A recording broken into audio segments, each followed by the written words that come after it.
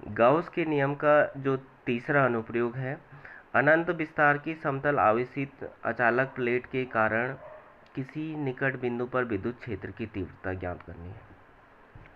तो इस यहाँ पर जो अनंत रूप से विस्तारित है, ये एक समतल प्लेट है। A M M B C D इसका नाम रखा हुआ है, ठीक है। तो इसकी जो लंबाई है वो भी अनंत है, भले ही हमने यहाँ पर फिक्स बना रखा है, लंबाई चौड़ाई इसकी अनंत है। और माना इसके पृष्ठ पर इसके जो एक तल है, क्योंकि ये अचालक प्लेट है तो इसके एक तल इधर को है, एक तल इधर को, दो तल है। तो इस तल पर जो आवेश है एक समान से रूप से वितरित है, और जो आवेश का घनत्व है वो माना सिग्मा है। अब हमने हमने चालक से r दूरी पर एक बिंदु P ले रखा है, जहाँ पर हमने विद्युत क्षेत्र की तीव्रता ज्ञात करनी है।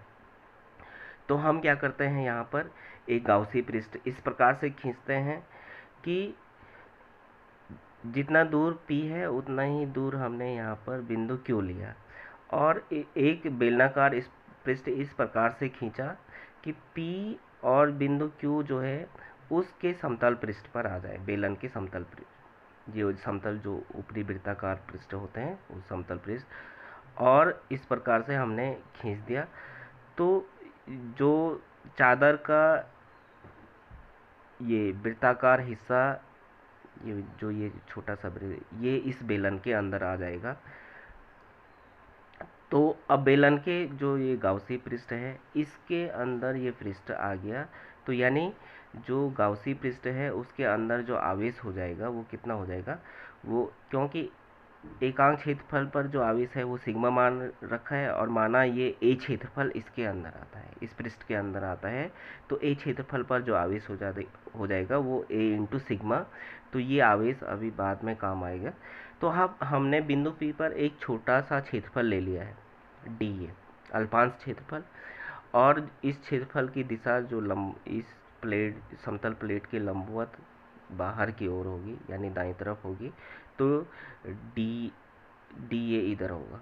और जो वैद्युत क्षेत्र वृत्ताकार पृष्ठ पर हर जगह पर वैद्युत क्षेत्र का मान समान होगा, क्योंकि जो ये प्लेट है समतल आवेशित प्लेट है वो अनंत विस्तारित है, इसलिए हर बिंदु पर ई का मान एक जैसा होगा।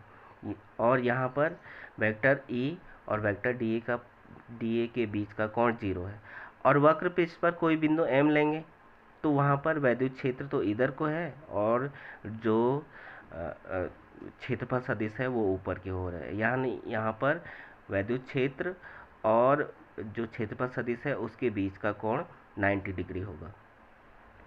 समतल पृष्ठ पर इधर को वैद्युत क्षेत्र और क्षेत्रफल सदिश के बीच का कोण यहाँ भी 0 डिग्री होगा। अब हमने क्या करना है कि जो इस छोटे से क्षेत्रफल से गुजरने वाला फ्लक्स ज्ञात करना है, वो होता है vector E dot vector D A. तो समतल पृष्ठों के लिए जो vector E dot vector D A बराबर हो जाएगा E D A cos 0 degree बराबर हो जाएगा ई इंटू डी ए। और वक्र पृष्ठ पर जैसे कि अभी बताया मैंने, वेक्टर ई और वेक्टर डी ए डैश के बीच का कोण 90 डिग्री है, इसलिए वक्र पृष्ठ पर vector E dot vector D A dash बराबर हो जाएगा E into D A dash into cos 90 degree, और कॉस 90 का मान 0 है तो ये वैल्यू 0 होगी। अब गाउसी पृष्ठ से गुजरने वाला कुल फ्लक्स निकालने के लिए हम क्या कर देते हैं, इंटीग्रेशन। तो फाई बराबर integration of E dot D A, और क्योंकि गाउसी पृष्ठ को हम फिर वृत्ताकार और वक्र पृष्ठ में बांट देते हैं, तो दो वृत्ताकार पृष्ठ हैं, एक दाईं तरफ है एक बाईं तरफ है, और एक वक्र पृष्ठ है। तो जो कुल फ्लक्स हो जाएगा बराबर integration of vector E dot vector D A, वो ये है दायां समतल पृष्ठ के लिए, plus vector E dot vector D A dash, और ये है वक्र पृष्ठ के लिए, plus vector E dot vector D A ये है बायां समतल पृष्ठ के लिए। और वक्र पृष्ठ के लिए E dot D A dash का मान डी ए डैश का मान वो 0 हो गया था, तो ये हो जाएगा बराबर, ये तो हो जाएगा E into D A plus, और इसका मान 0 हो गया, प्लस ये हो जाएगा ई डी ए, ऊपर जैसे पहले निकाल रखा है। अब ये दोनों एक जैसे हैं तो ये जुड़ गए, 1 और 1 2 बराबर 2 integration of E D A.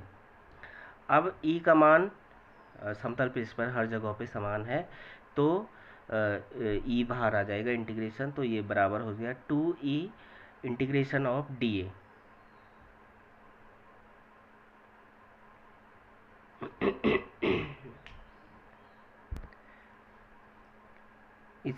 इसलिए फाई बराबर आ गया, फाई बराबर आ गया 2 इंटू ई ए, ये समीकरण 1।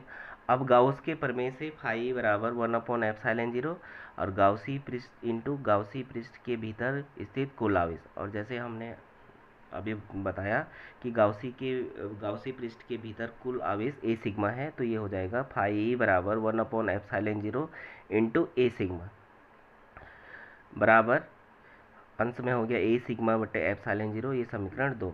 अब समीकरण 1 और 2 से, क्योंकि बाएं पक्ष फाई फाई है तो दाएं पक्ष को हमने बराबर कर देना है, तो ये हो जाएगा 2e बराबर ए सिग्मा बटे ε0, 2e बराबर ए सिग्मा बटे ε0। इसलिए e बराबर, अब 2a इधर ले आओ, बट्टे में चले जाएगा, तो ए सिग्मा बटे ε0 इंटू 2a बट्टे में, तो a से a कट गया, इसलिए e बराबर आ जाएगा सिग्मा बटे 2ε0। तो इस प्रकार से ये वैद्युत क्षेत्र की तीव्रता आ जाती है।